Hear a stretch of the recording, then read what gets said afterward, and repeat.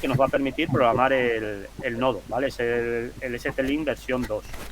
Este es el aparato que vamos a utilizar para medir el consumo del nodo, ¿vale? Esto es un aparatito de Nordic, es el Power Profile Kit 2, que es bastante económico y está muy bien para hacer así mediciones caseras básicas. Y por último voy a usar esto de aquí, que es el clásico adaptador serie a USB para poder ver en el ordenador las salidas del puerto serie de este nodo. Os he puesto aquí estas baterías porque son las que yo utilizo con este nodo, ¿vale? Son unas baterías de litio, pero no recargables, ¿vale? No recargables. Lo interesante de estas baterías es que mantienen la tensión prácticamente hasta el final.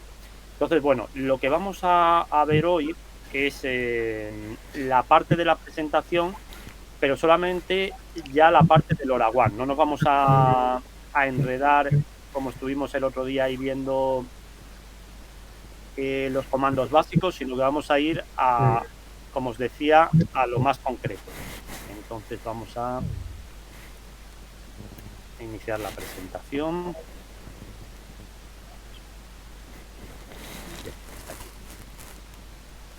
Bien, bueno, en primer lugar, la documentación básica para todo lo que vais a ver aquí hoy está en esta nota de aplicación, ¿vale? En la AN5406. Esta la podéis descargar de esta dirección y ahí está toda esta información. Pero para que os hagáis una idea, el formato de capas de lo que vamos a trabajar es este que veis aquí. Lo que está más abajo, lo que está más cerca del hardware, es lo que estuvimos viendo en la sesión anterior, un poco del HAL, de la Hardware Abstraction Layer, ¿vale? La capa de abstracción. Y también el BSP. El BSP son archivos que permiten a STM32Cube saber qué capacidades tiene tu placa. Obviamente, nuestra placa, como nos la hemos creado nosotros, pues no existe ese BSP.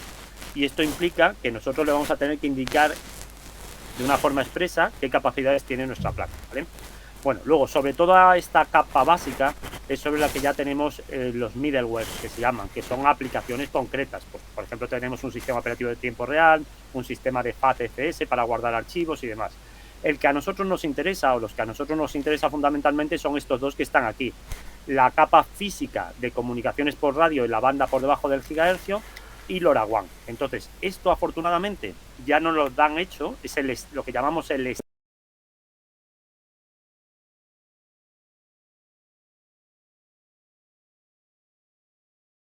utilizar LoRaWAN, gracias a que ya lo tenemos hecho, ¿vale? Y luego por encima ya tenemos aplicaciones concretas. Pues lo que vamos a ver es que STM ya nos ha creado una aplicación que se llama EndNode, que es un nodo final, que es la que vamos a aprovechar hoy. Es como ellos lo llaman un esqueleto, es un esqueleto de aplicación que es lo más básico, pero sobre ese básico tú construyes ya directamente tu aplicación. Entonces lo que vamos a ver hoy es cómo crear una aplicación básica LoRaWAN para enviar uplinks, para recibir downlinks, por ejemplo, para encender y apagar un LED, y luego si da tiempo al final, una sorpresa, y si no, pues ya la contaremos en otro momento, ¿vale? Y luego, muy interesante, aquí a la derecha veis una cosa que se llaman las utilidades, ¿vale? Hoy no voy a entrar mucho en ello, pero las utilidades son importantes, sobre todo en el caso de LoRaWAN, porque no puedes programar como a ti te dé la gana, de una forma libre, ¿vale? Si tú vas a utilizar un esqueleto, que es lo que vamos a usar hoy, tienes que utilizar las utilidades que ellos te dan. Porque si programas de una forma libre, sin usar esas utilidades, a lo mejor pierdes la capacidad de que el nodo entre en el modo de bajo consumo. Entonces, por ejemplo, en el caso de LoRaWAN concretamente, no quiero entrar mucho, pero sí las voy a mencionar ahora que estamos al principio. En el caso de LoRaWAN hay dos utilidades básicas. Una son los timers y otro es el secuenciador, por así decirlo, ¿vale?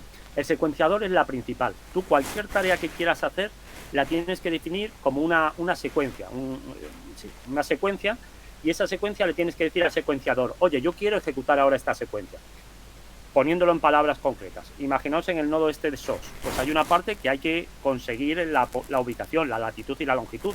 Entonces tenemos que arrancar el GPS, enviarle unos comandos, lo que sea, ¿vale? Pues eso es algo que queremos hacer.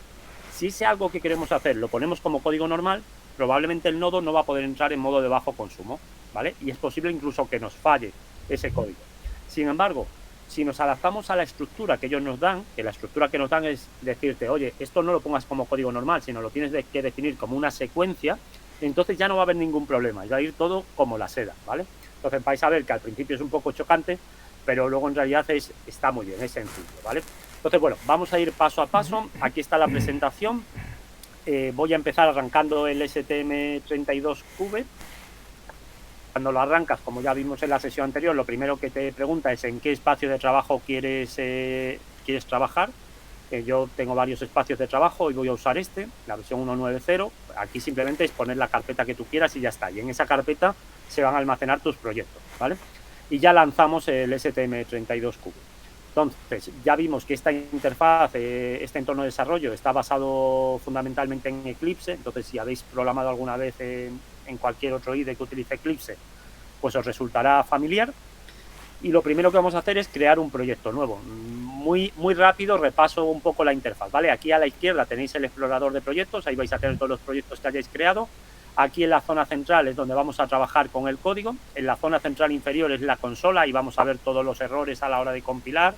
Y aquí tenemos una parte muy cómoda que es el esquema, el outline, que nos va a permitir acceder a partes concretas de nuestro código. Por ejemplo, si yo abro en este proyecto este archivo, que es el archivo principal de la aplicación LoRa, pues vais a ver que aquí directamente en el esquema me van a aparecer todas las funciones, todas las variables que tengo definidas. Entonces simplemente con un clic pues puedo acceder a cualquiera de ellas en un momento, ¿vale?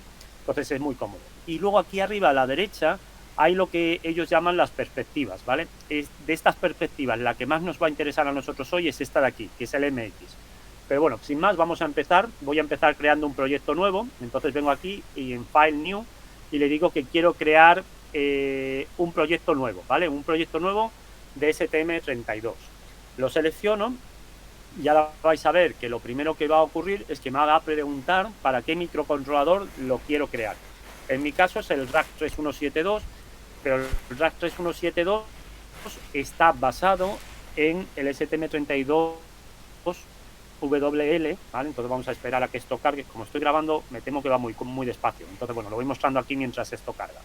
Nosotros vamos a usar el STM32 WL5 CCU6, ¿veis? Que es el que está en el RAC 3172. Entonces, simplemente vamos a elegir este microcontrolador y seguimos para adelante. Para esto. Bien, escribo aquí entonces el nombre.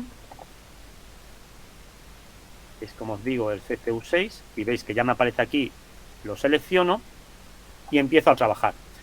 Esto es así porque nosotros estamos usando una placa que hemos creado nosotros mismos, ¿vale? Pero si tuviéramos la suerte de tener una placa núcleo, pues para todas las placas núcleo los ejemplos ya están creados. Entonces todo esto que voy a hacer yo ahora, pues ya la encontraríamos directamente aquí en el selector de ejemplos. Pero como nuestra placa es una placa personalizada, no hay ejemplos directamente para ella, ¿vale? Un detalle aquí interesante simplemente para que os hagáis una idea, ¿vale? Este microcontrolador corre a 48 MHz, tiene 64K de RAM y 256K de memoria flash, ¿vale? Bien, pasamos entonces a la siguiente ventana y aquí le damos un nombre, pues lo vamos a llamar, por ejemplo, LoRaWAN básico RAC 3172. Lo podéis hacer con C++, pero bueno, yo hoy voy a usar C sin más, entonces lo doy finalizar. Y vais a ver que lo primero que hace es cargarnos un archivo un poco especial, que es el archivo de configuración, el archivo IOC. En ese archivo es donde nosotros vamos a configurar todo el funcionamiento de nuestra aplicación. Entonces, fijaos, vamos aquí a la presentación. Lo primero que vamos a hacer es indicarle que nuestro microcontrolador dispone de dos relojes, ¿vale? Tiene un reloj de alta velocidad y un reloj de baja velocidad. Y esos relojes, en el caso del RAC 3172, son relojes de cristal, ¿vale? Son cristales. No son cristales controlados en temperatura, como sería deseable, son simplemente cristales. Entonces, eso es lo primero que le vamos a indicar. Vale, siento que vaya tan lento. Bueno, aquí lo veis, ¿vale? Esto es el archivo IOC, como se indica aquí arriba. Y ahora lo que estamos es en la perspectiva MX, es decir, en la perspectiva de la herramienta de configuración.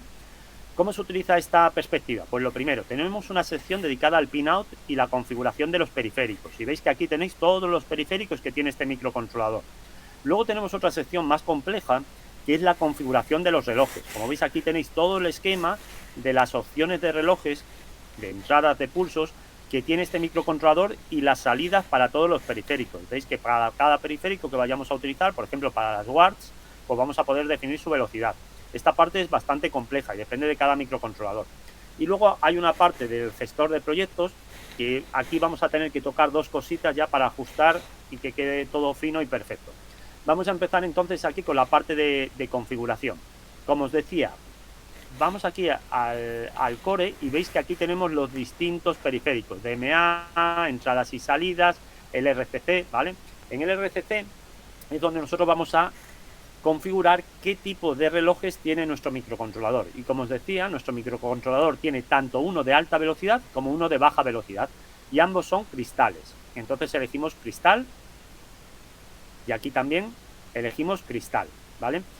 Las versiones más nuevas del RAC 3172, las que son SIP, sistema integrado, ¿vale? En un paquete, lo más pequeñito que el que tenemos aquí hoy, en esas ya han puesto un cristal compensado en temperatura, que en principio es mejor porque es más preciso, ¿vale? Pero para lo que nosotros no lo utilizamos, con esto es más que suficiente.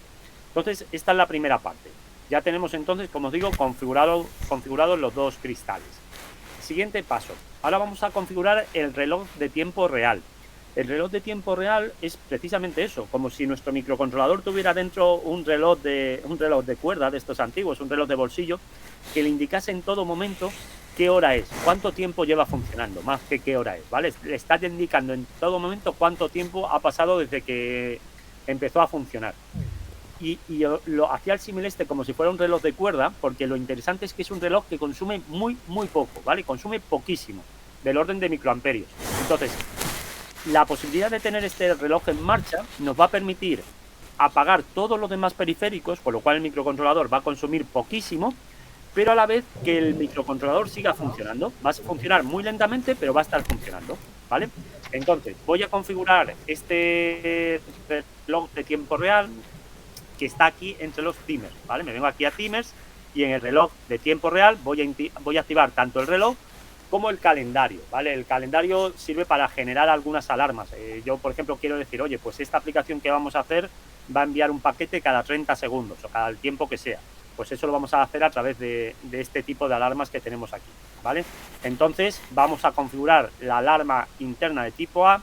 Y ahora vais a ver algo que es un poco raro, y es que yo voy a tener que crear unas constantes, ¿vale? Son estas constantes que veis aquí. Estas constantes sirven precisamente para ajustar la velocidad del reloj. Entonces, esto es algo que tenemos que hacer manualmente. Bien, pues entonces, como os digo, activo la alarma interna y ahora voy a crear esas variables. Para crear las variables, tengo que venir aquí a los constantes. He dicho variables y quería decir constantes, perdón. A las constantes de usuario. Y aquí pulso el botón añadir. Y ahora voy a tener que indicar el nombre de la constante y el valor de la constante. Para ir más rápido me lo he preparado todo aquí en un archivo para poder ir escribiendo rápido. Entonces vamos a empezar con la primera, es RTC predict A y el valor es este, ¿vale? ¿Esto por qué lo hago? Esto lo tengo que hacer porque, como os decía antes, vamos a usar un esqueleto de código. Y en ese esqueleto de código esperan encontrar estas constantes definidas. Entonces, tenemos que definirlas. Entonces, aquí definimos el predict S, que vale 10. Y por último, añadimos la última, que es el propio predict S, que tiene este valor. Vale, pues ya tenemos entonces esas tres constantes también creadas. Vamos a configurar el divisor de predivisión, ¿vale? Que este es el que va a marcar el ritmo precisamente del reloj. Y lo vamos a configurar con el valor de esta constante que acabamos de crear, la predict A. Entonces eso lo tenemos aquí. ¿Era para el asíncrono o era para el síncrono? Era para el asíncrono. Vale. Pues en el asíncrono escribimos el nombre de esa constante y lo vamos a hacer correr en modo binario, que es por lo que me estaba confundiendo, porque no debía estar ahí el síncrono. Vale, pues esta parte del RTC ya la tenemos configurada también, ¿vale? Entonces, hasta ahora, ¿qué hemos hecho? Simplemente hemos configurado los relojes que tiene nuestro microcontrolador para funcionar, el de alta velocidad y el de baja velocidad, y luego hemos dicho que vamos a utilizar un reloj de tiempo real, que su velocidad está configurada por estas constantes que hemos creado de esta forma un poco rara, pero ahí están ya. Siguiente paso. Claro, para que esto funcione en bajo consumo, lo que va a ocurrir es que el microcontrolador va a entrar en un modo de sueño, va a estar completamente dormido. Pero necesitamos que pueda despertar. Para que pueda despertar, vamos a tener que activar las interrupciones del reloj de tiempo real, que son estas interrupciones que hay aquí. Estas interrupciones son las que nos van a permitir crear alarmas. Vamos a decir, oye, despierta cada 30 segundos para enviar un paquete LoRaWAN nuevo. Pues eso se va a hacer con estas interrupciones. Ya están ahí activadas. Esto afortunadamente existe IOC, porque si no existiera este archivo, hacerlo esto a mano es un infierno, porque hay que escribir un montonazo de código, ¿vale? Entonces, afortunadamente aquí es simplemente seleccionar casillas y va a hacerlo todo la interfaz por nosotros. Siguiente paso, la aplicación que vamos a crear lo que hace es que envía la tensión de la batería, ¿vale? Y para medir la tensión de la batería la vamos a medir con el conversor analógico digital interno. Y para ello necesitamos activar la referencia interna. Pues sencillamente nos vamos aquí a donde están los periféricos, elegimos el periférico ADC y aquí activamos el canal de la referencia interna, ¿vale? Esto es simplemente, como os digo, para poder medir la tensión de la batería o incluso calibrarla con la temperatura interna, porque también tiene un sensor de temperatura interno en el microcontrolador. Siguiente paso. Para usar el esqueleto del LoRaWAN vamos a necesitar una UART, es decir, vamos a necesitar un puerto serie. ¿Por qué? Porque ese esqueleto nos envía mensajes a través de esa UART. Nos dice, oye, he podido conectarme por OTA, no he podido conectarme. Las claves OTA son estas. Acabo de enviar un paquete. He superado el data cycle y tengo que esperar un tiempo para poder enviar otro paquete, ¿vale? Entonces tenemos que configurar una USAR. Yo he decidido usar la USAR 1. Entonces me voy aquí a conectividad y en conectividad veis que tenéis todas las USAR que tiene este microcontrolador, que tiene dos normales y una de bajo consumo, está la Low Power. En este caso, como os digo, yo voy a usar la USAR 1 y la USAR 1 la voy a configurar en modo asíncrono. Todos los parámetros que aparecen aquí debajo los voy a dejar por defecto, 115.000 bytes por segundo, todo eso no lo toco, pero ahora sí que es muy importante que esa USAR la configuremos con un canal DMA, ¿vale? ¿Por qué es esto? Pues simplemente porque el esqueleto utiliza DMA, entonces nosotros tenemos que definirlo así. ¿Cómo definimos ese canal DMA? Pues aquí, en DMA Settings, añadimos un canal, va a ser para la transmisión y lo dejamos todo lo demás por defecto, no hay que tocar nada.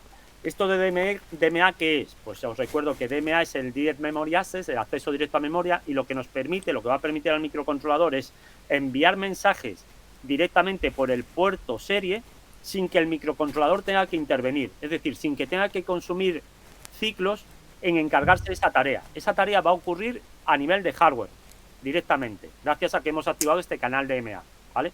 Y aparte del DMA nos aseguramos de que están activadas las interrupciones. Pues activamos también esta interrupción y ya tenemos también configurada la USAR. Como veis, parece que vamos despacio, pero en realidad, como os digo, vamos rapidísimo, porque si todo esto hubiera que hacerlo a mano, serían cientos y cientos de líneas de código.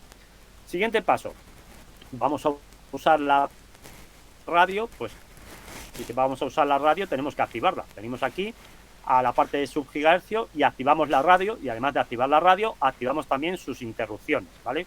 Siempre que vamos a crear proyectos de bajo consumo, casi siempre vamos a usar las interrupciones, porque de otro modo no podemos conseguir que el dispositivo se duerma y se despierte cuando nos interese. Entonces esto veis que lo estoy haciendo en todos los sitios. Voy y activo interrupciones.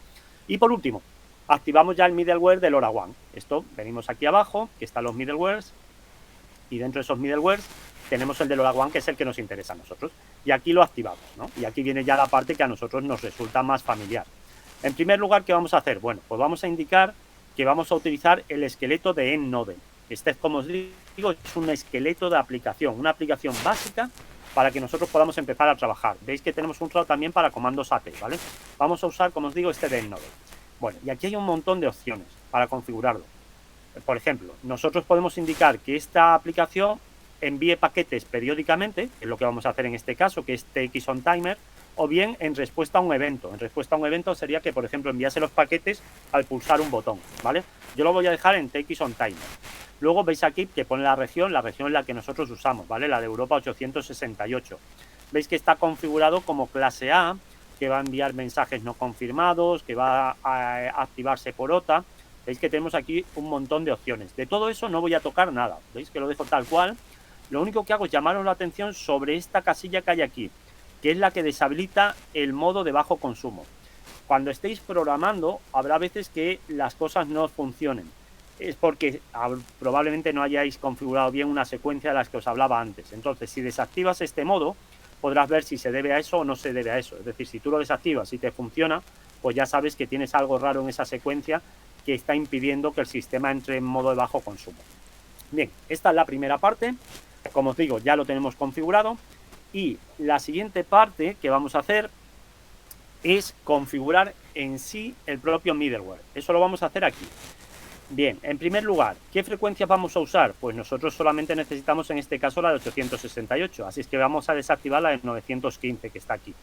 Los que nos escucháis, por ejemplo, desde Argentina, pues sería al revés, tendréis que usar la de 915 y quitar la de 868, ¿vale? Luego, ¿qué?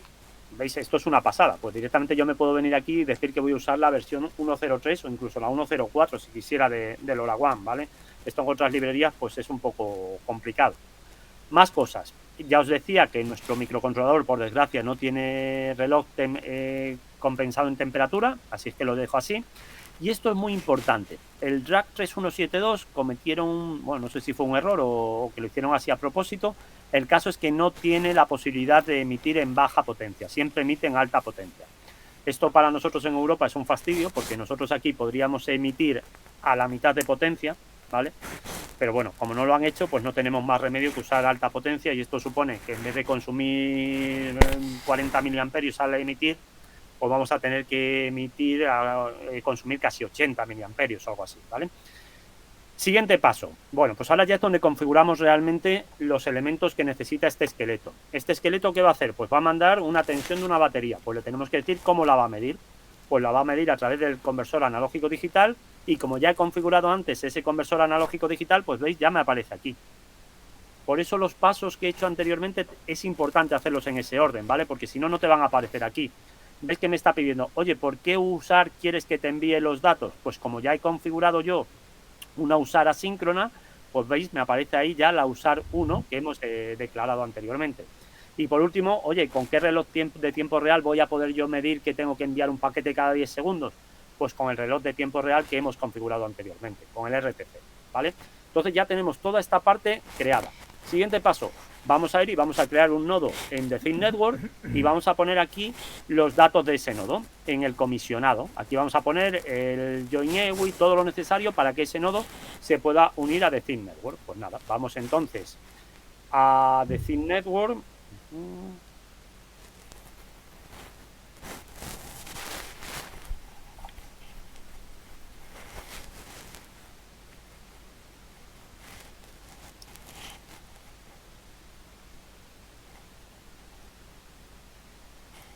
Y aquí en The Thin Network vamos a la consola.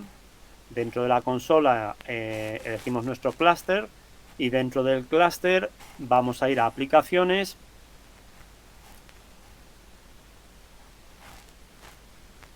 Y en aplicaciones, yo ya he estado trabajando esta mañana un poco con esto, entonces tengo aquí una aplicación en la que voy a crear un dispositivo nuevo. Añado el dispositivo, como es un dispositivo que no es comercial, sino que es un dispositivo que hemos fabricado nosotros directamente, pues indicamos que lo vamos a configurar manualmente. ¿Qué plan de frecuencia vamos a utilizar? El predeterminado, el que nos recomiendan para Europa en nuestro caso, ¿vale? ¿Qué versión de LoRaWAN? Pues la misma que hemos puesto anteriormente, la 1.03, pues ya tenemos aquí la versión 1.03, ¿vale? Y luego aquí tenemos parámetros avanzados si fueran necesarios, ¿vale? Pues aquí, por ejemplo, es donde indicamos que vamos a activarlo por OTA y demás. Bien, aquí tengo que poner el join EWI. El join EWI es todo ceros, ¿vale? Lo ponemos todo ceros.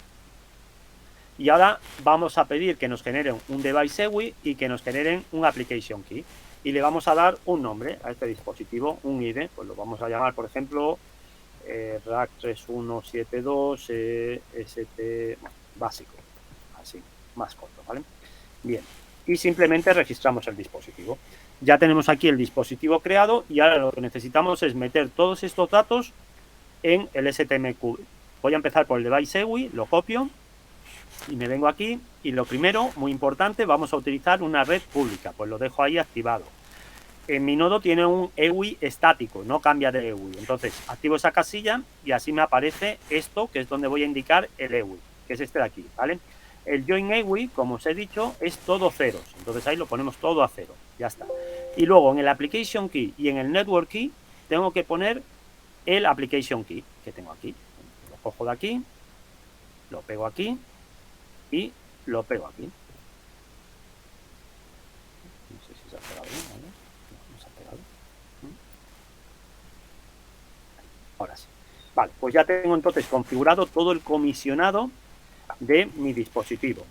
Y ahora que ya lo tengo todo listo, podemos pasar a la parte del reloj. En la parte del reloj, ¿qué vamos a hacer? Pues le vamos a indicar cuál es la frecuencia de los relojes. El de baja velocidad es 32.768 Hz y el de alta velocidad es 32 MHz, ¿vale? Y luego aquí, muy importante, vamos a indicar que queremos generar la señal a partir del reloj de bajo consumo. Bueno, ahora os indico otra cosita más, ¿vale?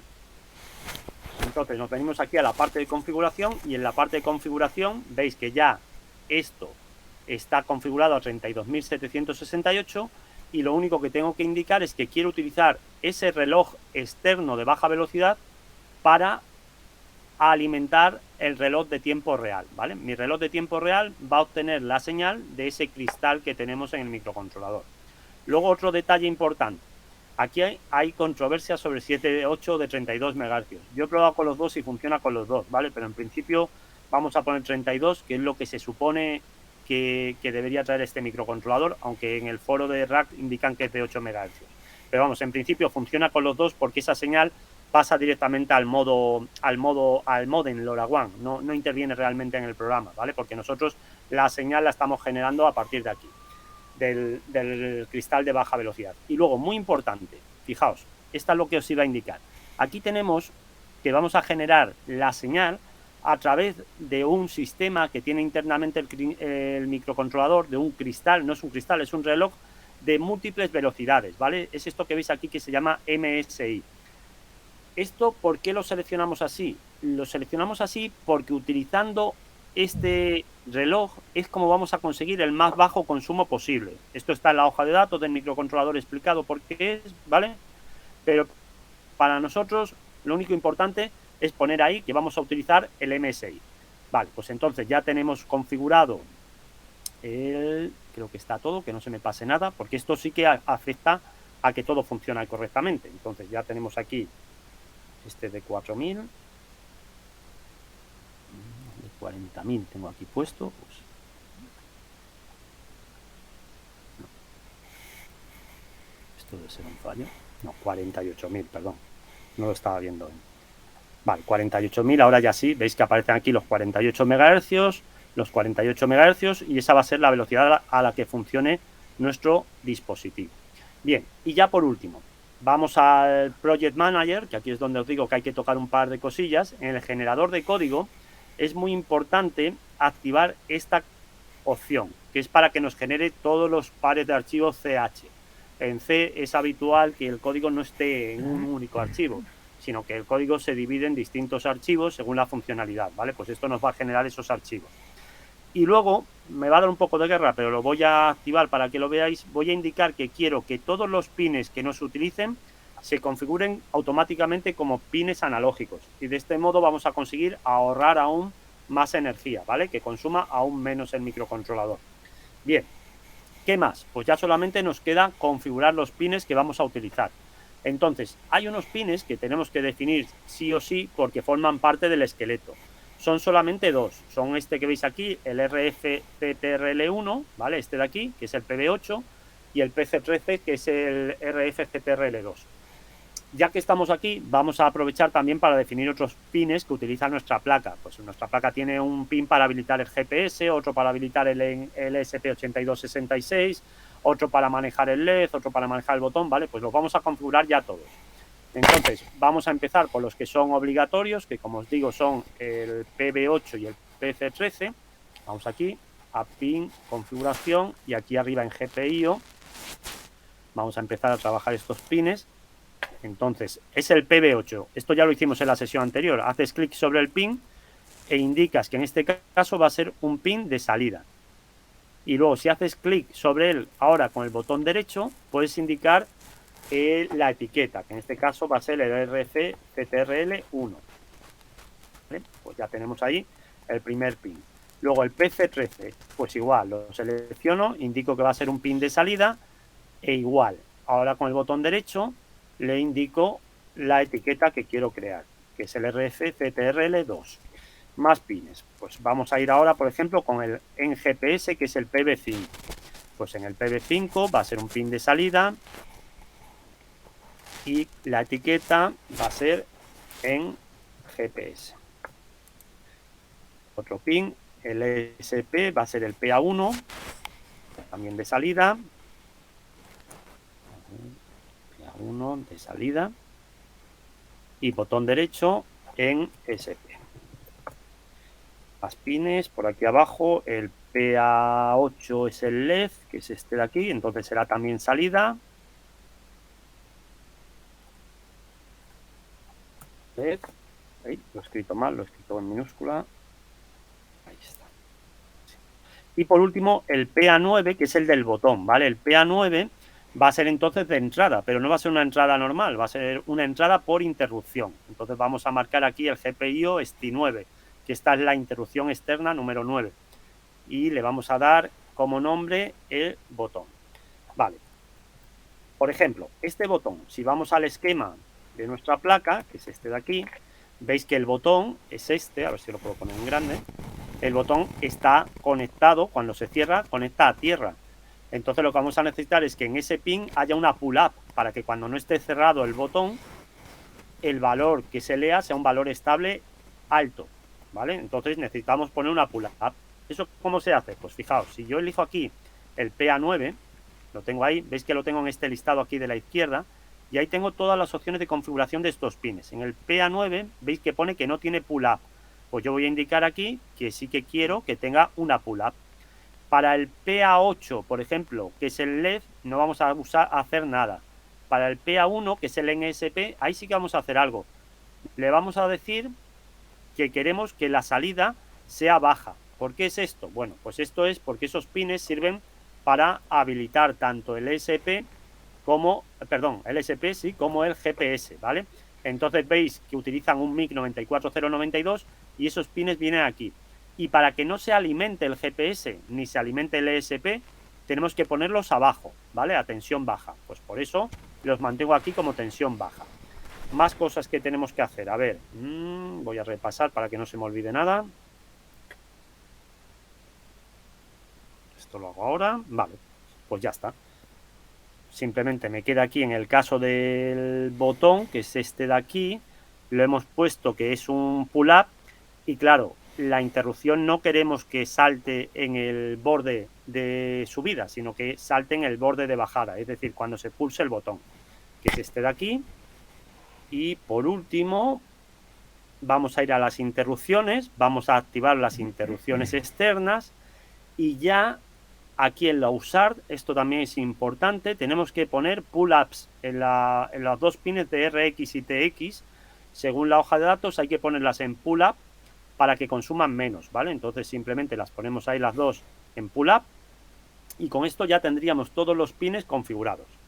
Vale, creo que no se me olvida nada. Con valor no. Vale, está todo. Bien, esto ya lo hemos hecho y ahora viene la parte más rollo. Como nosotros no tenemos un BSP, es decir, no tenemos un archivo de placa, porque nuestra placa no la hemos creado nosotros, como os decía antes, vamos a tener que añadir código en dos archivos. Entonces, con el IOC ya hemos terminado. Como hemos terminado, indicamos que queremos generar el código de toda esta configuración que hemos definido. Y eso se hace aquí. Pulsando este icono, vais a ver que ahora nos pregunta si queremos cambiar de perspectiva y esto va a empezar a crear un montón de códigos.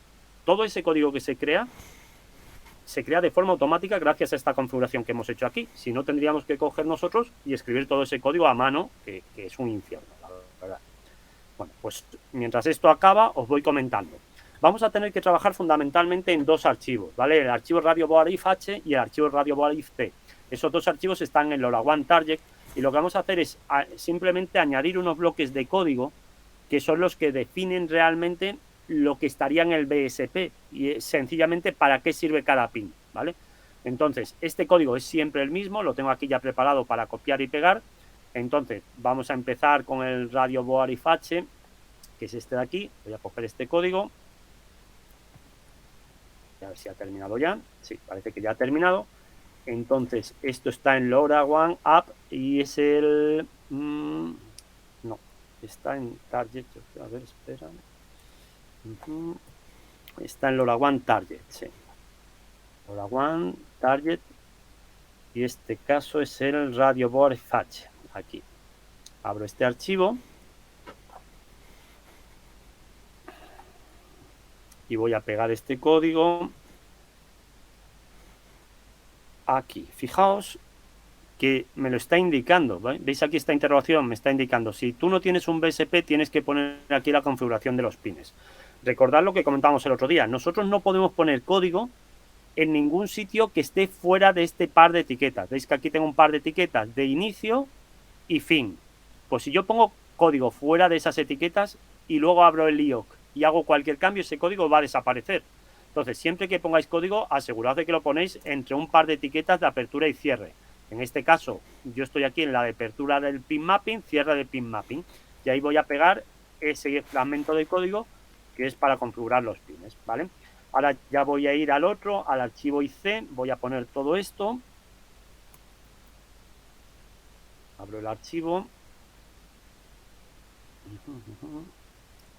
Vale, y esto va aquí, con cuidado, como os decía, también entre dos pares de etiquetas.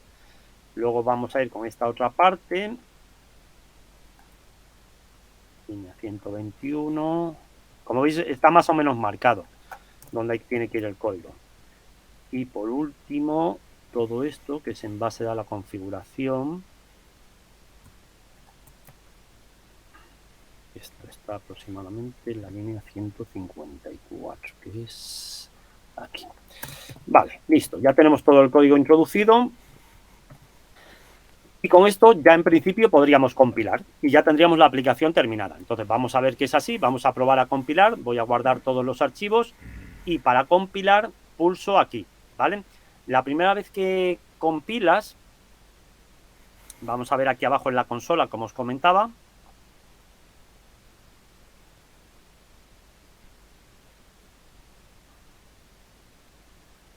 Veis que está construyendo el proyecto, va por el 22%, eso lo ves aquí abajo a la derecha.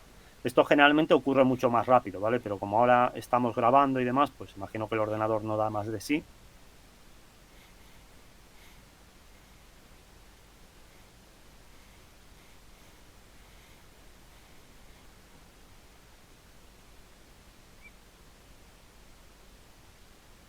A ver si puedo cerrar algo para que vaya un poco más rápido.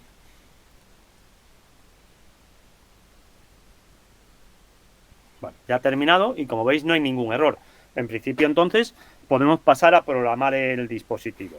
Entonces voy a intentar ahora que veamos en grande las herramientas que voy a utilizar. Lo que voy a hacer es alimentar el nodo, lo voy a alimentar con el propio medidor de consumos y así vamos a poder ver exactamente cuánto está consumiendo. Entonces voy a empezar por conectar esto. Esto tiene dos entradas, una solo de alimentación y otra de alimentación y datos. Tengo que usar hoy la de alimentación y datos.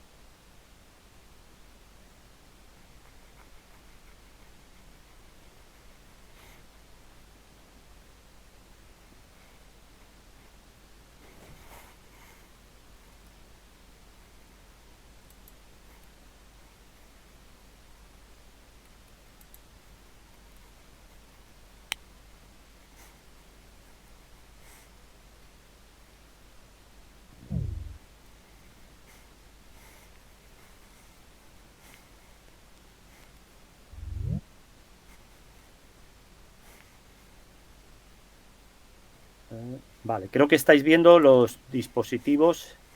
Ya está aquí conectado el dispositivo de alimentación.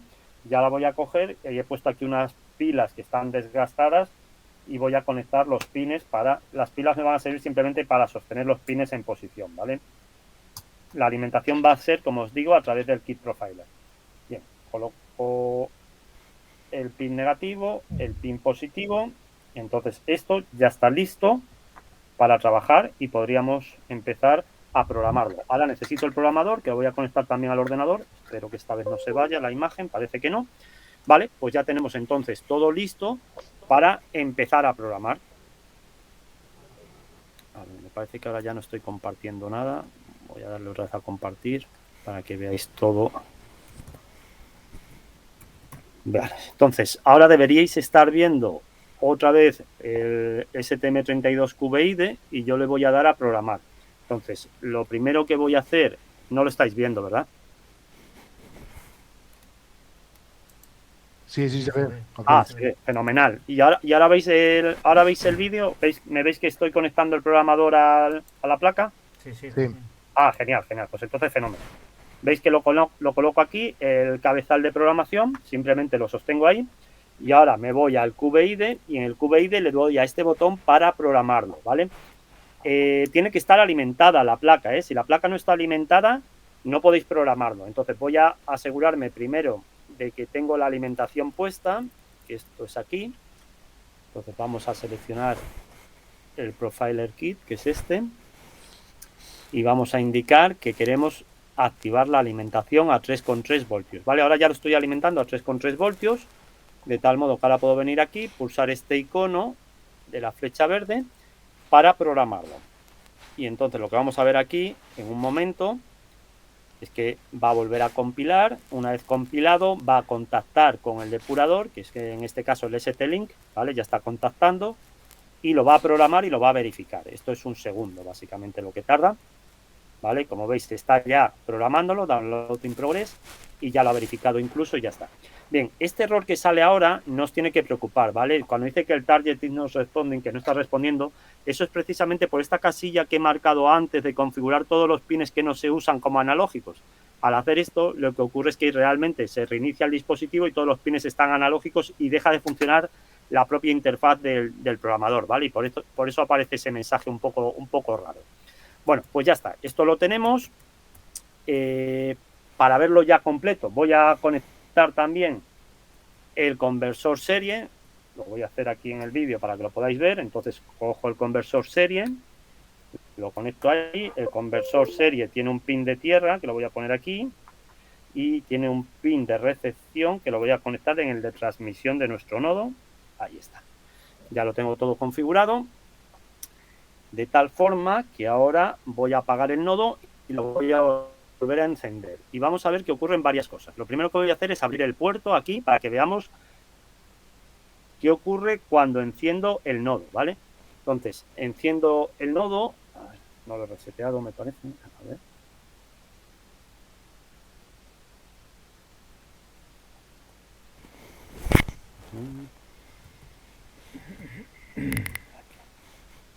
Y aquí vamos a ver si llegan los mensajes o no llegan. Vale, algo no está funcionando claramente porque no aparece nada en la consola y tampoco aparece nada en The Thin Network. Pues nada, esto ya es lo peor. Tenemos que empezar a ver qué está pasando. Lo primero que voy a ver es qué consumo tiene. Tiene un consumo de 5 miliamperios, entonces aparentemente sí que está alimentándose. Ahora lo he apagado. Ahora lo voy a arrancar. Vale, ahora sí que parece que ha hecho algo. No. Voy a volver a programarlo porque algo no ha salido bien. A ver, lo detengo.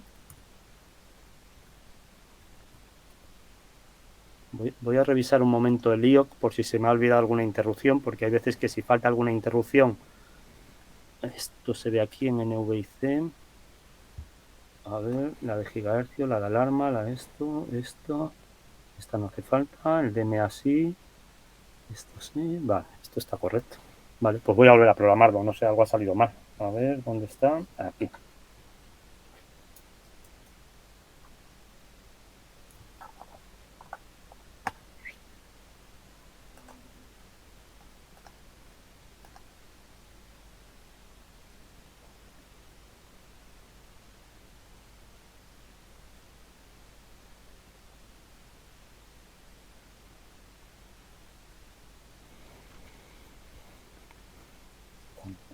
Sí. Vale, pues voy a programar. Bien, todos estos avisos que salen aquí al compilar no nos tienen que preocupar, ¿vale? Esos avisos simplemente me están indicando que no tengo el archivo ese de placa, el BSP que os decía antes, ¿vale? No lo necesitamos porque hemos puesto nosotros ya el código manualmente. Eran esos fragmentos de código que hemos insertado al final. Le damos a programar. Esto es lo que había esperado ver antes y no lo he visto, ¿vale? Cuando lo programas por primera vez te debería aparecer esto, que es donde tú indicas las opciones de configuración. No tienes que tocar nada, simplemente pulsar OK. Igual, está conectando con el ST-Link, ya lo ha conectado y ahora va a empezar a programar. Vale, ya ha hecho la programación, está listo, lo coloco ahí. ¿Veis? Ahora sí que ha salido, pero para que lo veáis desde el principio, lo borro. Y lo que voy a hacer ahora, a ver, lo voy a poner para que veáis en segundo plano lo que estoy haciendo aquí. Y aquí pongo esto, ¿vale? Entonces, lo que voy a hacer es encender el nodo, ¿vale? Y al encender el nodo veis que lo primero que ha hecho es conectarse por OTA, que es todo esto que veis aquí, ¿vale? Son las claves que hemos puesto anteriormente y me indica eso, que ya ha enviado un paquete y demás. Entonces, si ahora vamos a decir network, ¿vale? Pues como veis me está indicando aquí que he metido algún dato mal, he metido algo más mal en los datos del comisionado y está fallando, ¿vale? Entonces, bueno, me tengo que venir aquí y revisar otra vez en el IOC porque se me debe haber pasado algo, en el middleware de LoRaWAN. Aquí en el comisionado, aquí hemos tenido algunos problemas al pegar esto, no sé si es que, veis, se ha quitado lo de Public Network, hay que poner que es una Public Network. El device EWI lo vamos a repasar, empieza en 70 y acaba en B4, eso parece que está correcto, y este otro empieza en D7 y acaba en 4F, veis, este está mal también, el application key se ha puesto mal, entonces lo voy a copiar, lo pego aquí, el application key, y aquí abajo también, a ver si ahora está todo bien, parece, acaba en 4F, este acaba en 4F también, sí, vale, ahora tiene buen aspecto esto. Bien, entonces lo guardo, al guardarlo se va a generar el código otra vez. Esto es un rollo, pero bueno, nos viene bien para que podamos ver también el tipo de fallos que ocurren, ¿vale? Que cualquier pequeño detalle de estos pues nos permite hacer aquí una pequeña sesión de depuración también para ver los problemas con los que nos podemos encontrar. Lo vuelvo a construir, a compilar.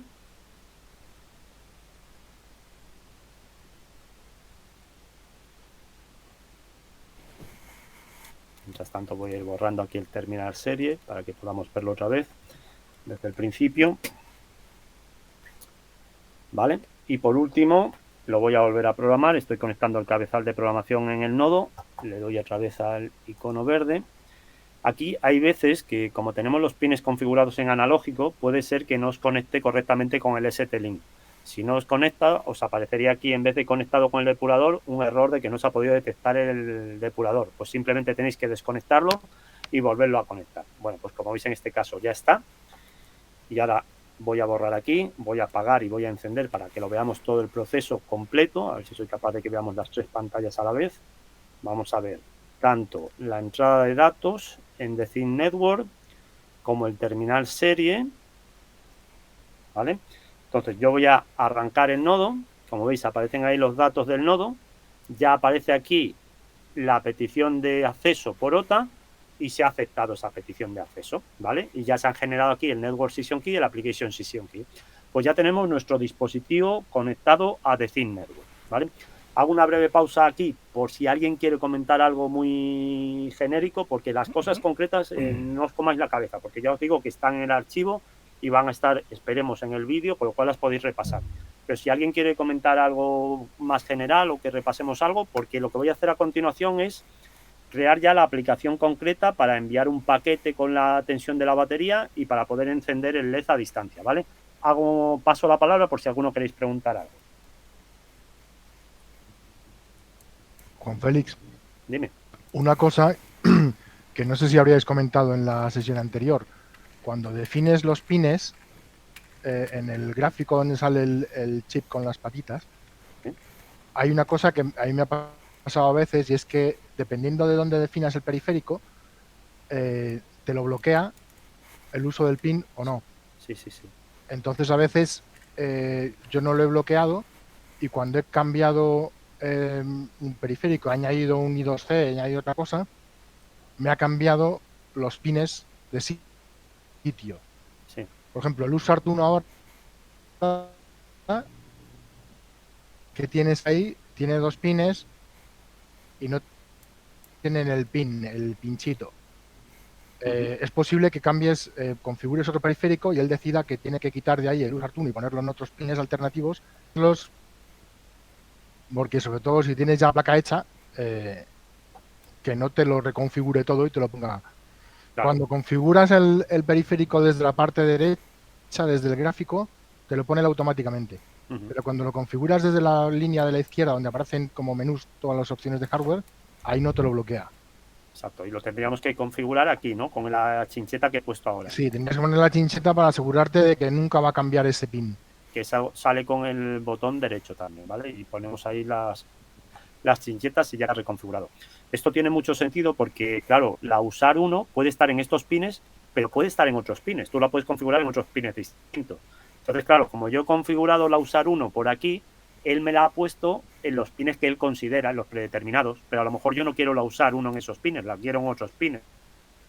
Entonces tendría que marcarla y desplazarla a esos otros pines y dejarlo aquí bloqueado. En este caso da la casualidad de que yo sí que tengo la usar 1 en los pines predeterminados, entonces bueno, mejor tenerlo así desde luego que no abierto, pero en este caso pues ya está listo. Vale, ¿alguna cosilla más por ahí? ¿No? Venga, pues entonces continuamos. Bien, ¿qué vamos a hacer? Vamos a crear un nodo que envíe la tensión de la batería cada 10 segundos, ¿vale? Entonces, como os decía, como estamos utilizando un esqueleto, no podemos programar como nos dé la gana, sino que tenemos que programar en sitios muy concretos. Y en este caso vamos a tener que programarlo todo en estos 2 archivos que veis aquí. Voy a cerrar todo esto que tenemos aquí arriba para que no haya confusión. Bueno, lo guardo, me va a generar otra vez el código, pero bueno, lo hacemos.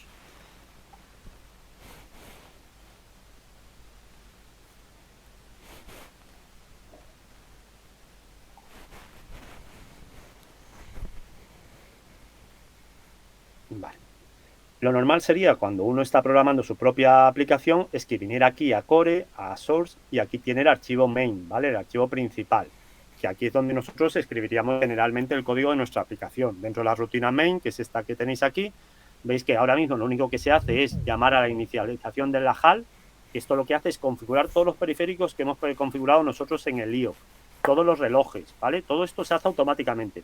Y si os fijáis luego en el bucle perpetuo que hay dentro del main, en el while 1, es decir, mientras siempre, lo único que hace es llamar al proceso del LoRaWAN, no hace nada más. ¿Por qué es esto? Porque nosotros no vamos a definir el código de nuestra aplicación aquí, sino que este esqueleto del que llevamos ya un rato hablando nos va a indicar dónde tenemos que poner el código. Y ese esqueleto está aquí, en LoRaWAN, dentro de app, y concretamente dentro de este archivo que se llama loraapp.c. Entonces, abro este archivo porque aquí es donde vamos a poner todo el código. Fijaos, en este código hay varias funciones interesantes. La primera en la que nos vamos a fijar es la que tenemos aquí abajo, que es al inicializar el sistema LoRaWAN, ¿vale? Es esta de aquí. Esta es la primera función que se ejecuta. ¿Y en esta función qué ocurre? Pues no quiero entrar en mucho detalle, como os decía al principio, pero aquí lo que tenemos son tareas y timers, ¿vale? Cronómetros y tareas para el secuenciador. Lo primero que tenemos aquí es un timer que en realidad nosotros no utilizamos, que es para el tiempo de hacer join. Pero luego sí que tenemos las tareas, ¿vale? Entonces tenemos una primera tarea que es para el LoRaMAT Handler, es decir, para encargarse en segundo plano de todo lo que tiene que ver con LoRaWAN. Pues esa es una tarea, ¿vale? Luego tenemos otra tarea para enviar un paquete cuando se cumpla el periodo de tiempo o bien se pulse el botón. En nuestro caso es cuando se cumpla el periodo de tiempo, porque recordad que hemos configurado la aplicación para que funcione por timer, ¿vale? Como veis, tiene aquí una serie de tareas registradas. Y lo interesante es ver que esta tarea, que es la que ahora mismo nos interesa a nosotros, la tarea de envío, lo que hace es que llama a una función que se llama sendTXData, ¿vale? Entonces, si os fijáis, esa función la tenemos aquí. Y esa es la función en la que nosotros vamos a poner el código para enviar la tensión de la batería. Podéis ver que tenemos algunas tareas más aquí definidas, ¿vale? Pero lo más interesante para nosotros ahora mismo está aquí. No sé si se verá bien, no sé si lo puedo ampliar, creo que no. A ver. No sé ampliarlo, perdonadme. Entonces, esta parte es la que nos interesa ahora porque nosotros hemos configurado la aplicación para funcionar con un timer.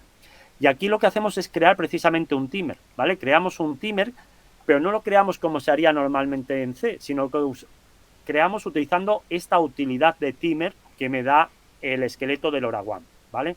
Entonces ahí creo un timer que, como veis, lo que hace es llamar a la función onTXTimerEvent, que esa función, si la buscáis, pues la tendremos aquí, a la derecha, ¿vale? Está aquí a la derecha.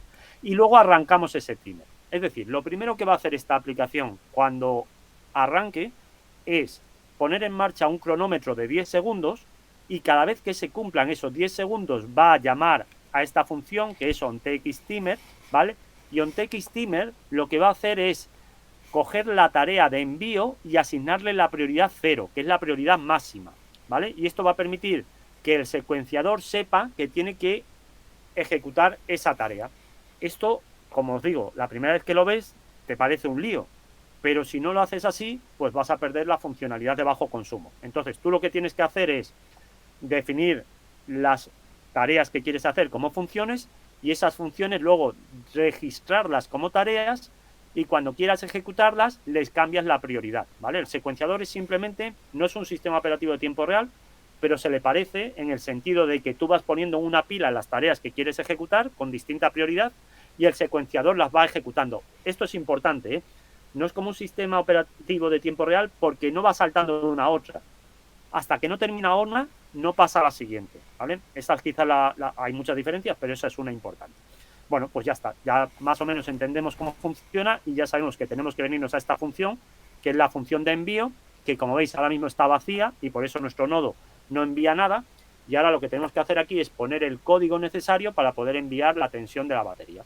Bueno, pues ese código lo tengo aquí ya preparado también. Entonces lo voy a coger y lo voy a pegar.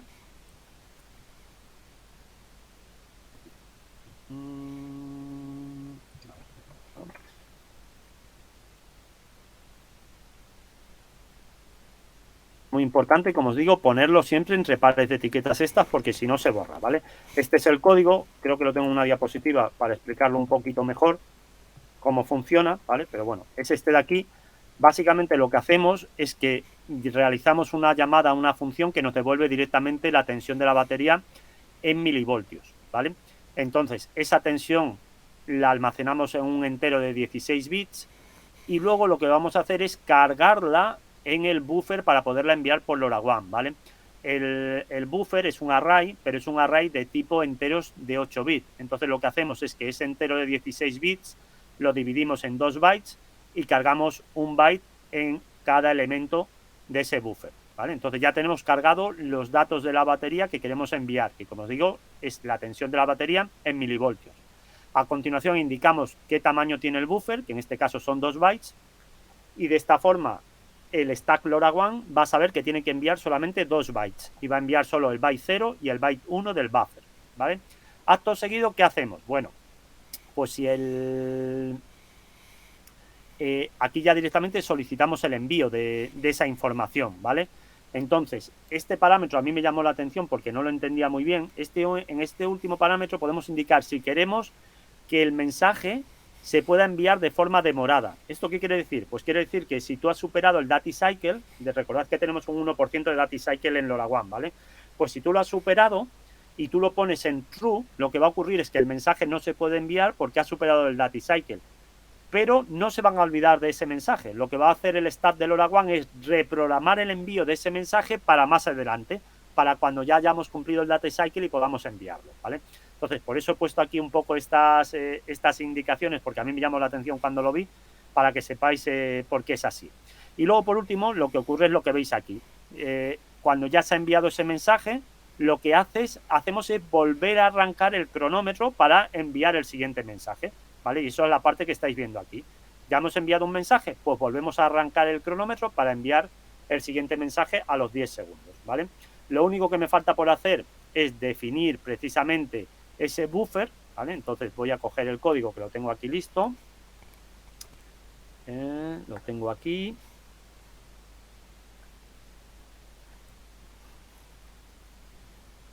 Esto lo ponemos entre las variables privadas, que esto está por aquí arriba. A ver, estamos en LORAP C. A ver, ¿dónde están las variables privadas?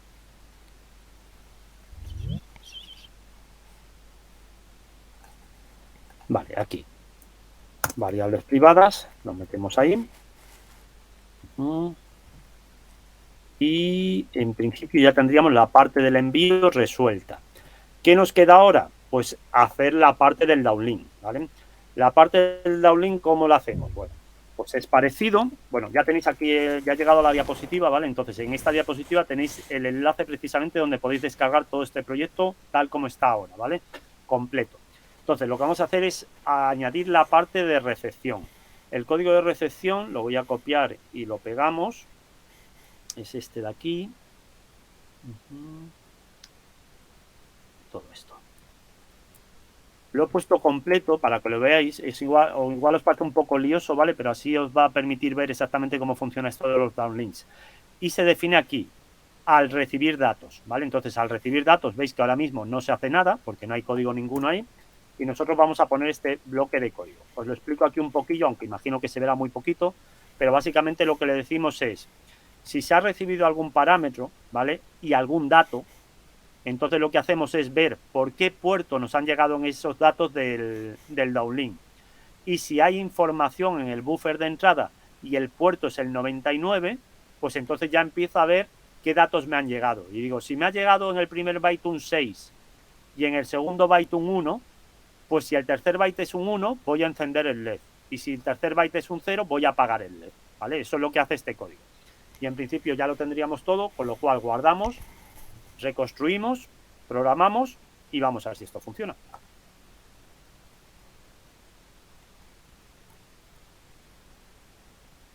Os pongo ahí mientras esto se programa la diapositiva por si queréis ir descargando el proyecto.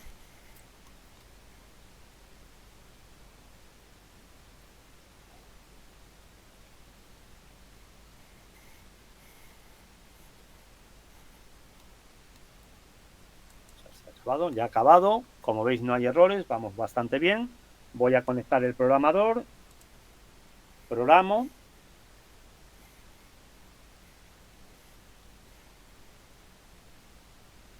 Ya ha conectado el programador. Ha detectado el microcontrolador, está cargando el programa, lo ha verificado y estamos listos, ¿vale? Vale, lo he apagado y ahora para que lo veamos todo completo voy a borrar el terminar serie para que lo podamos ver. Voy a poner la parte de TTN y la voy a borrar para que podáis ver también cómo ocurre todo. Y directamente lo voy a arrancar. Va a engancharse por OTA. Veis que ha solicitado. Una vez solicitada se generan las claves que van a aparecer aquí ahora. ¿Veis? Son estas. Y una vez que se han generado, ya envía el primer paquete. Ya ha enviado el primer paquete, como veis aquí. Ay, perdonad que he tocado aquí. Ya ha enviado qué carga de pago, 0C8B. Si vamos a una calculadora, pues metemos el C8B y lo que tenemos es que la tensión de alimentación son 3.211 milivoltios, ¿vale? 3,21 voltios, más o menos lo que estamos alimentando. Entonces veis que esto funciona y como veis cada 10 segundos me envía un paquete nuevo, todo correcto, ¿vale? Bien, pues lo que vamos a hacer ahora es que vamos a generar nosotros un downlink para ver si se enciende o no se enciende el LED, ¿vale? Entonces venimos aquí a mensajes, en downlink, please make sure you're in the properly connected to the network. No sé por qué aparece esto. Está conectado, ¿no? A ver. Igual esto es porque como antes hemos generado una sesión errónea cuando puse mal el dato de la PEWI. Vamos a ver si ahora me dejan. Un downlink, sí, ahora ya me deja. Simplemente he actualizado la página con F5. Bien, generamos por el puerto 99. Vamos a enviar en el primer byte un 6, en el segundo byte un 1 y en el segundo byte, en el tercer byte, perdón, otro 1 para encender el LED, ¿vale? Esto, si os preguntáis por qué lo estoy haciendo así, es porque es el formato de Cayenne LPP, ¿vale? Indicamos en primer lugar el canal 6. En segundo lugar, el tipo de canal, en este caso un canal digital, el 1 corresponde a digital.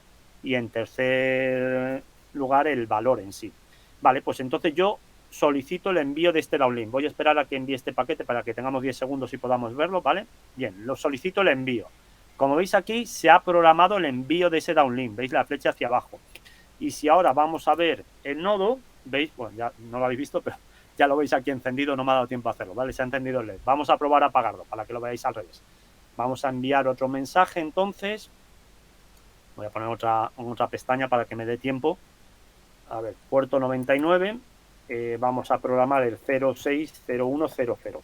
¿Vale? Espero a que envíe ese paquete, ya está, ya tengo 10 segundos, solicito el envío, me vengo aquí, veis que está encendido y ahora cuando pase los 10 segundos ya pasaron, ya se apagó. No sé si lo habéis visto, que se ha apagado aquí el LED. Vale, bueno, pues hasta aquí lo que tenía previsto para hoy, ¿vale? Creo que me da tiempo a contar la sorpresa un poco rápido. Porque, o sea, ahora mismo podéis estar preguntando, seguro que más de uno, espero que no todos, pero más de uno está pensando que esto es un lío de narices. Y estoy de acuerdo, ¿vale? Pero ya tenemos una aplicación básica con uplink y downlink y no es tan complicado. Y ahora realmente, una vez que la tienes funcionando, ya lo único que tienes que hacer es trabajar con estas dos funciones. Es decir, tú te tienes que venir aquí en el CentX Data y en el CentX Data, pues montarte aquí todo el código que tú necesites del GPS o de lo que tú quieras, lo pones aquí y ya está. Y para recibir los datos, igual, para los downlink, pues todo lo que necesites, pues tú dices, pues si llega por este puerto, lo que sea, ¿vale? ¿Cómo justifico yo todo este esfuerzo que estamos haciendo hoy? Pues imaginaos que ahora queremos que este dispositivo funcione como un dispositivo de clase C, ¿vale? Que es algo que hasta ahora no habíamos podido hacer con otras librerías. ¿Cómo lo hacemos? Pues tan sencillo como venirte al IO y en el IO tú le dices que este dispositivo es un dispositivo de clase C. Os recuerdo que un dispositivo de clase C es el que está siempre escuchando, es decir, es un dispositivo al que le puedo enviar un downlink en cualquier momento. Y es tan simple como esto. Me vengo aquí, bueno, no sé si os habéis fijado que cuando he enviado estos downlink he dicho, tengo que darme prisa porque tengo 10 segundos. Eso es porque este dispositivo ahora mismo es de clase A. Un dispositivo de clase A, recordad que solamente le podemos enviar downlinks cuando él envía un uplink. Pero si yo tengo, por ejemplo, una válvula de riego en mitad del campo y se me antoja ahora mismo que la válvula de riego se abra, si es un dispositivo de clase A, no lo puedo hacer ahora mismo. Tengo que esperar a que esa válvula me envíe un uplink para yo enviarle el comando de abrir la válvula.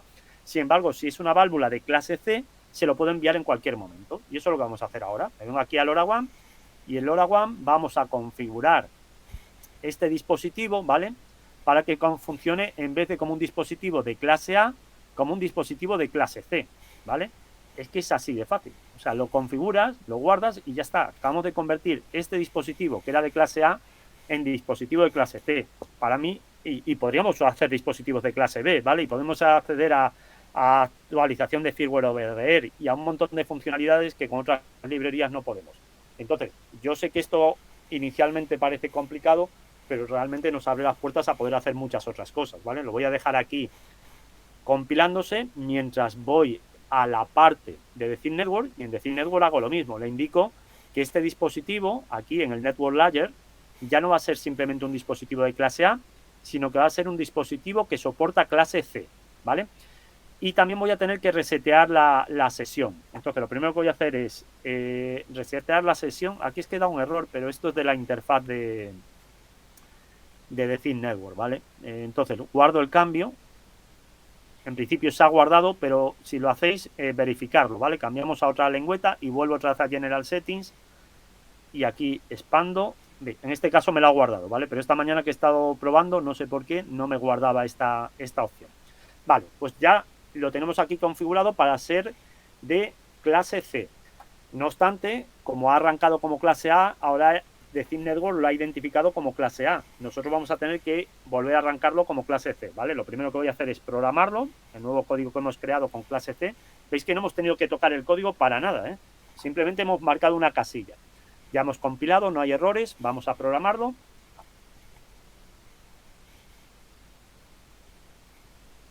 Vale, ya conectado con el depurador.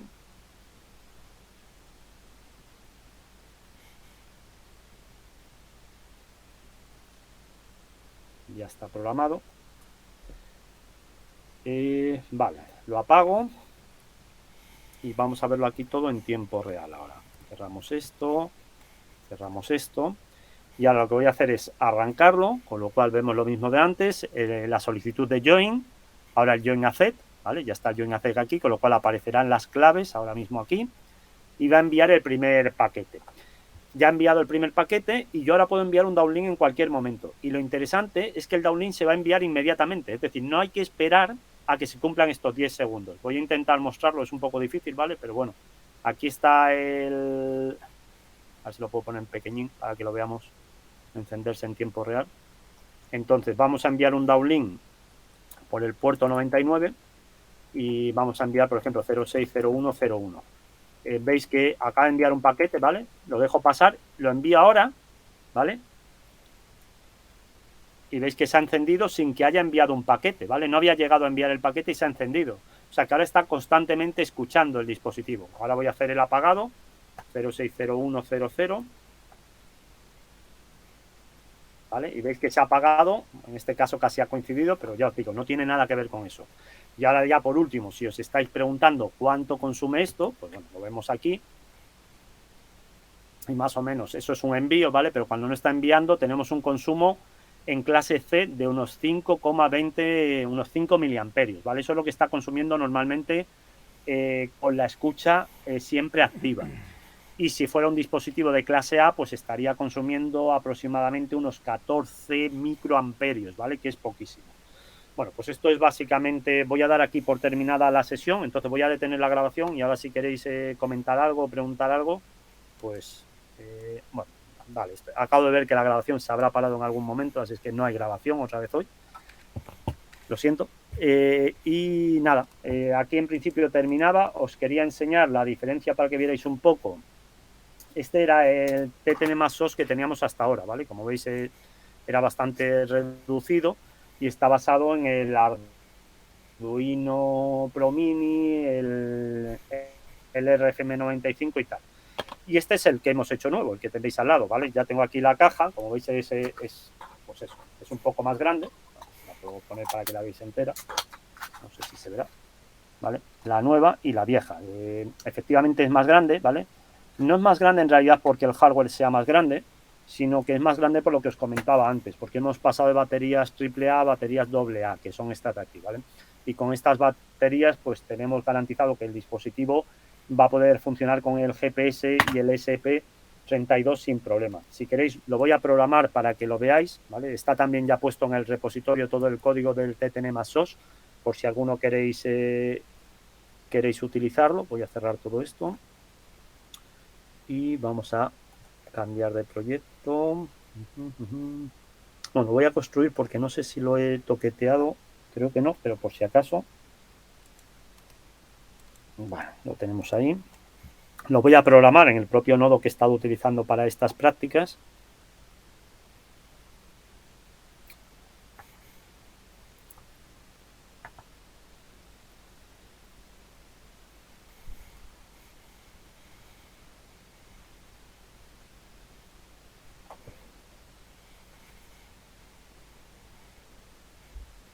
Vale, ya está compilado y ahora lo vamos a programar.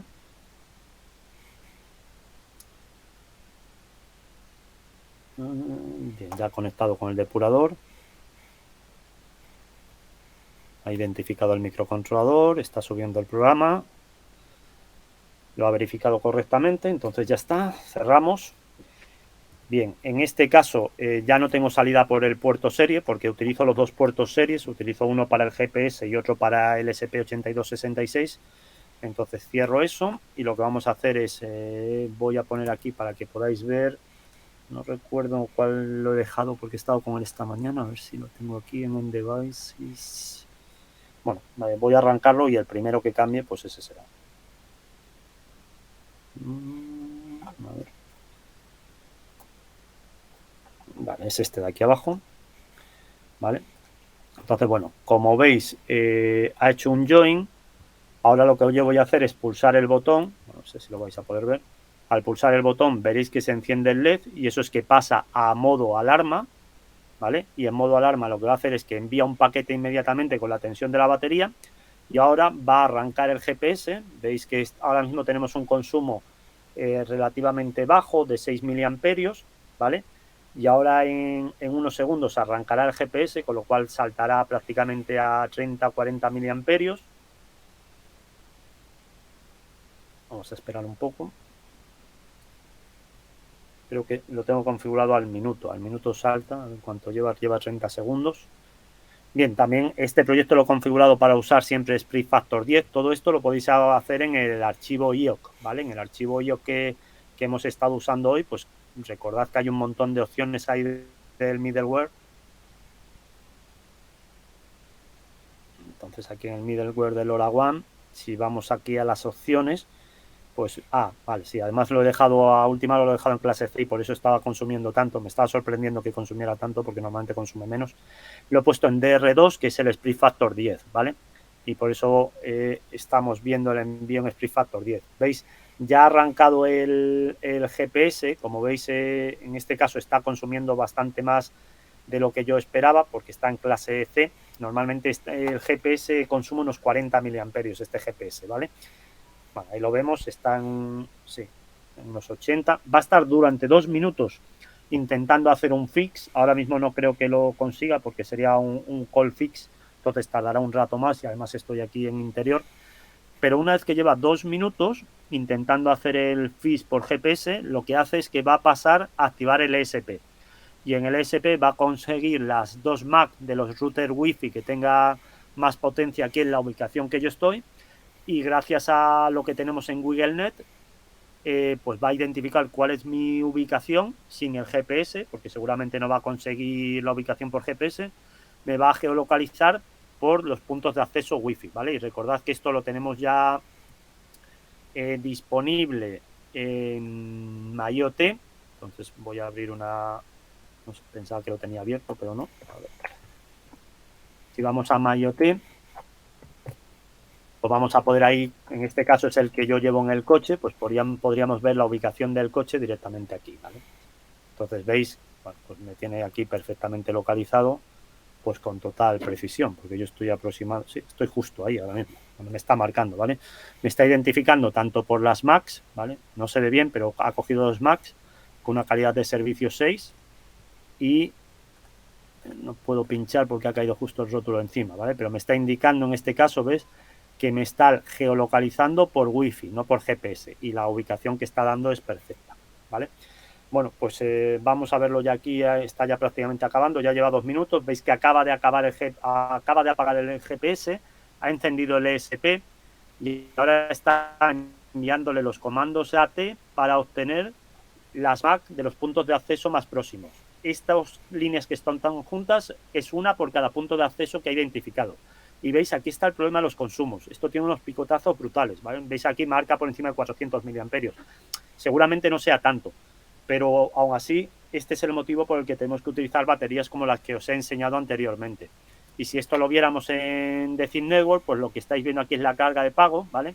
Y la carga de pago veis que tiene, en primer lugar, 3 bytes, que son básicamente el estado de la batería, luego un montón de ceros, porque no ha conseguido la longitud y la latitud, es decir, con el GPS no ha podido localizarme, y luego lo que viene a continuación son las MAC de los 2 puntos de acceso que tienen más potencia aquí donde estoy yo ahora mismo.